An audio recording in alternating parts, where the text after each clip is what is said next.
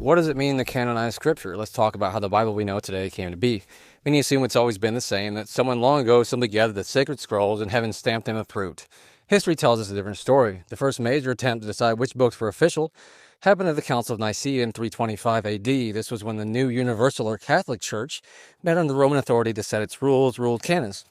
One of those dealt with scripture, but the list they approved wasn't the same as the one most people read today. It included Judith and the Apocalypse of Peter, but not Revelation. The truth is, no one knows exactly what criteria they used. The best guess is they chose what seemed to fit their new faith structure.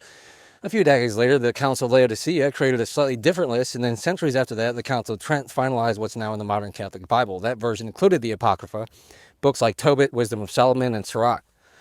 Even the King James Bible kept those same books until 1857. So both Catholics and early Protestants accepted them. Ignoring the Apocrypha today means ignoring writings once considered scripture. For people who hold to the seventh-day Sabbath, it's hard to trust the judgment of men who blended the message of Messiah with the traditions of Rome, especially since their most visible change was shifting worship from the seventh day to Sunday, something never found in the original text. See my other videos on that. That's why many turn to the Textus Receptus, the received text of the Hebrew, Aramaic, and Greek scriptures, believing it preserves the faith as it was first given without Roman alteration. And before we reject writings like Enoch, Jubilees, or First Maccabees because they weren't canonized, remember this. The Essenes of Qumran, the same community behind the Dead Sea Scrolls, valued those books so highly that they made multiple copies. They had like 5 or 6 copies of Enoch alone. Maybe their opinion deserves some weight. Centuries before these church councils, Jewish scholars in Egypt created the Septuagint, a Greek translation of the Hebrew scriptures. 70 scholars worked on it around 300 to 200 BC.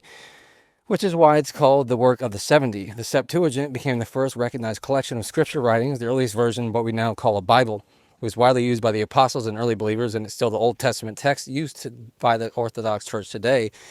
It included familiar books like Genesis, Exodus, and Isaiah, but also Wisdom, Baruch, Tobit, Judith, and 1st and 2nd Maccabees. None of these were marked as secondary or apocryphal. They were all treated as scripture. The Ethiopic Bible, compiled in the 2nd century AD, is the oldest complete Bible still in use. The Ethiopian Orthodox Church recognizes 81 books, 4 more than the Western canon. It includes Enoch, Jubilees, Baruch, 3rd and 4th Ezra, preserving texts that vanished elsewhere. The Ethiopian Church kept these writings safe when other traditions left them behind. When you look at this history, one thing has become clear. The biblical canon wasn't a single divine decision. It was a process shaped by culture, politics, and faith communities over many centuries. So the real question isn't only which books are inspired, but who decided where inspiration begins and ends. And maybe, just maybe, the spirit of truth was never bound by the canons of men at all.